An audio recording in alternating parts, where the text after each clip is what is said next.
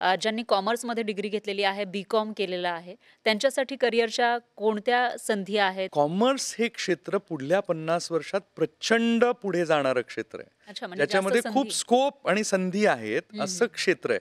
म्हणजे असं, की कॉमर्स आणि ट्रेड, व्यापार आणि सगळा जो उद्योगधंदा आहे, तो हं, हं. सगळा म्हणजे कॉमर्स. हो. आणि त्याला संलग्न क्षेत्र आहे मॅनेजमेंट हं, किंवा हं. व्यवस्थापन. हं, हं.